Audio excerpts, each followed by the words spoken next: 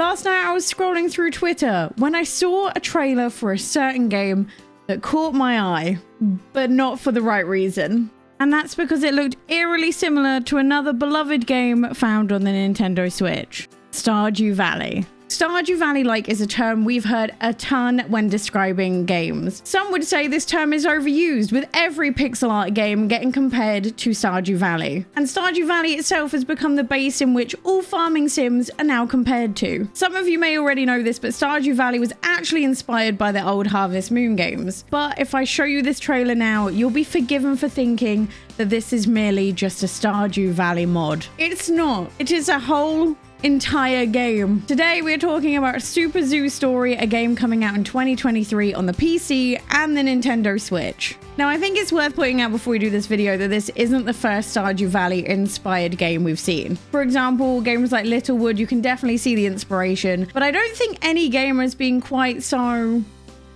blatant as this one. So today we're going to talk about it. You don't really need 2020 vision to see graphically the similarities between this game and Stardew Valley. In fact, I've seen Stardew Valley mods that look less like Stardew Valley than this game looks like Stardew Valley. And I had a look, and there's even Stardew Valley mods that give you zoo animals as well. But let's give the game a little bit more of a chance. We're going to cast aside the graphics, and we're going to look at the rest of the game as a whole, because let's be honest, it is cute, and so far I could probably still see myself playing it. So let's dive more into the gameplay itself. The story sees you inherit an old zoo after your father passes away, so it's up to you to save both your family's legacy and the zoo. I'm really trying to see the differences, okay? I'm struggling. The game sees you build different enclosures for the animals with the ability to buy decorations, or you can make them yourself. You're also tasked with helping the residents rebuild the local oceanarium, and it's your job to fill it with lots of animals. So in other words, you're tasked with running out into the world, getting certain items, bringing the items back to rebuild a central hub in the village. I'm really trying. According to Steam, there are going to be over 70 different types of animals that you can get for the zoo, including exotic animals and even dinosaurs. Yes, dinosaurs. How, revolutionary? You can also combine different dinosaurs' DNA to make brand new dinosaurs. Have we learned nothing from Jurassic Park? Like, I swear 90% of the films is telling you not to make new dinosaurs.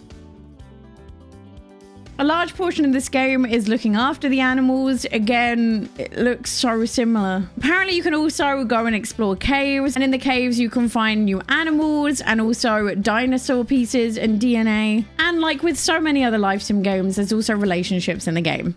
If I just for a second put away all my negative feelings about this being so similar to Stardew, then I could really see myself enjoying this game. It is quite literally a mix between Stardew Valley and Zoo Tycoon, two of my favorite games. And even if they just change up the graphics just a little bit, it's a game I would be really excited to see come to the Nintendo Switch. And a game I could see myself spending a lot of hours playing if they do this genre right. It sounds like the gameplay mechanics are really similar to Stardew, but without the farming, so I'm wondering what you do every day other than feed the animals. And also, how do you make money? Do you get visitors to your zoo? Are these just visitors from the town? Do you get guests in? I have so many questions about how it's going to fill the time. I think my main issue with this game is not only is the gameplay similar, but so are the graphics. I don't think I would have had such an issue if one of those two things was just even slightly different. And I'm not gonna lie, it's such a shame. This game seems like it had such potential. If they had just gone